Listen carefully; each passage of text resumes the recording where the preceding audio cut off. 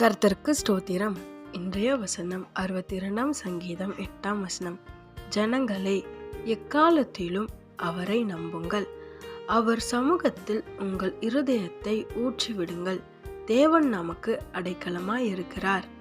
62 சங்கீதம் 8 ஜனங்களே, எக்காலத்திலும் அவரை நம்புங்கள், அவர் சமூகத்தில் உங்கள் இருதயத்தை ஊற்றிவிடுங்கள். தேவன் நமக்கு அடைக்கலமாய் இருக்கிறார்.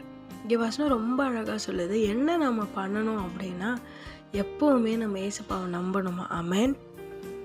எப்போவுமே எக்காலத்திலும் என்ன நடந்தாலும், எவ்வளோ நம்மளுக்கு சோதனை வந்தாலும், எவ்வளோ சந்தோஷமாக இருந்தாலும் நம்ம ஏசப்பாவை நம்பணும். உங்கள் இருதயத்தில் இருக்கிறது எல்லாவற்றையும் அவர் சமூகத்தில் அவர்கிட்ட போய் சொல்லிவிடுங்க. ஏசப்பா, எனக்குள்ளே இதெல்லாம் இருக்குது, நான் இதெல்லாம் நினைக்கிறேன், இதெல்லாம் எனக்கு பிரச்சனையாக இருக்குது. உங்கள் இருதயத்தில் என்னெல்லாம் வைத்திருக்கீங்க எல்லாவற்றையும் அவர்கிட்ட சொல்லிவிடுங்க. ஏன்னா அவர் தான் நம்மளுக்கு அடைக்கலம். ஆமென். வசனம் ரொம்ப அழகாக சொல்லுது. உங்கள் இருதயத்தை அவர்கிட்ட ஊற்றிடுங்க.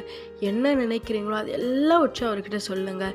ஏன்னா அவர் மட்டும்தான் உங்களுக்கு அடைக்கலம். நீங்கள் சொல்கிறது எல்லாத்தையும் அவர் பொறுமையாக கேட்பார். அவர் யாருக்கிட்டையும் போய் சொல்ல மாட்டார். ஆமென்.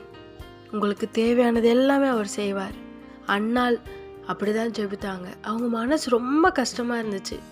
அவர் சமூகத்தில் போய் எல்லாவற்றையும் சொல்லிட்டாங்க.